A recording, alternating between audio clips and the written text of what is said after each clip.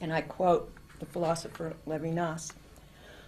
Les gens d'extrême droite sont ceux qui s'appelaient centre-gauche. We are all responsible for everyone else, heir to the idiot king. Quote, a failure to produce a discourse on the body, also the failure not to produce a discourse on it. Et se sont appelés républicains, démocrates, alors que c'était des crapules, des voleurs, des négriers, des esclavagistes qui tiraient sur les mineurs en grève, qui assassinaient les gens de la commune, des bains de sang, des bains de sang. Et ces gens-là s'appelaient centre-gauche, républicains, alors qu'ils étaient d'extrême droite. Quote from Dostoevsky, there is only one positively beautiful figure in the world, Christ, so that the phenomenon of that boundlessly, infinitely good figure is already seen as an infinite miracle, but he is good only because he is at the same time ridiculous. Mangled and breakable, fragile body, bless you, the fragile body of knowledge. Don Quixote's slender, wan figure, Don Quixote's little flesh on his slender, wan face, little flesh on his bones. Don Quixote, weak and figured as a character, Christ reigns have dried up in the eyes of Nietzsche, just as he was in the eyes of the ancient world. Such is Christ in his kenosis, in the eyes of Nietzsche, just as he was in the eyes of the ancient world. Au point que les électeurs se sont mis à ne plus voter à droite, du côté des soi-disant républicains.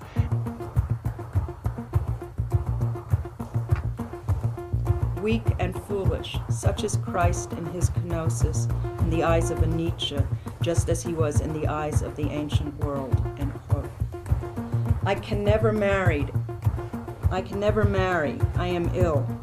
As one Dostoevsky scholar puts it, this beatific vision of harmony can only be experienced by a half-witted epileptic who knows it to be an aberration of his disease.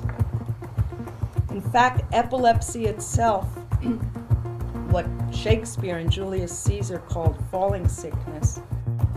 Les fascistes, les gens d'extrême droite, c'est les propriétaires, mais les grands propriétaires, les possédants, les grands possédants, les ultra privilégiés, qui sont prêts, qui veulent bien de la République quand ça leur donne tout le pouvoir.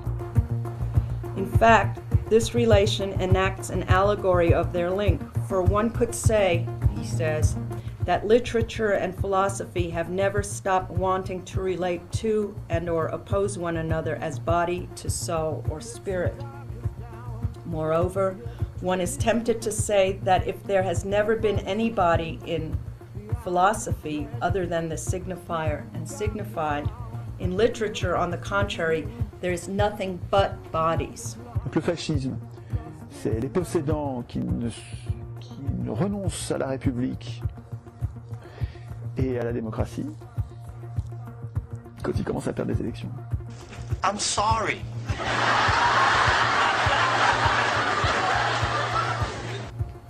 So he connects the body to the thought of thinking, responding with an almost unreadable acquiescence to the question that Heidegger poses, what is called thinking. Can I just stop you right there for a second? When people do this, I don't really know what that means.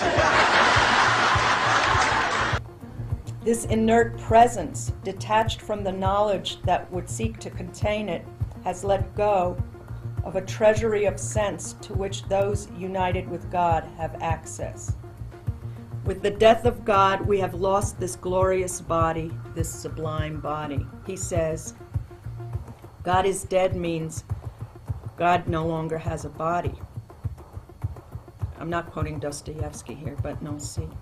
Henceforth, bodies bereft of trickle-down symbolicity will have to be pumped up, prosthetically amplified, stereotical, built and buffed, bionically assured, drugged or medicated.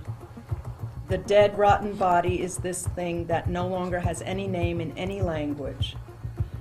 Such are the sacrificed bodies, but sacrificed to nothing, says Nancy. Anyone who tries to present a case for its justification is a Stoic or a Christian or worse. One could be a Hegelian. Yeah, a Hegelian. I'm not hygienic. I don't wipe properly. I lack style. I have no charisma or self-esteem. I don't own a toothbrush or let my scabs heal. I can't reach all the parts of my body.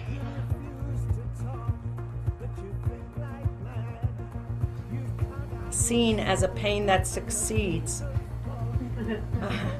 Very French. It is not that I am in the sense of a sudden retrieval of self. I am no more than the piercing pain that is tearing me apart.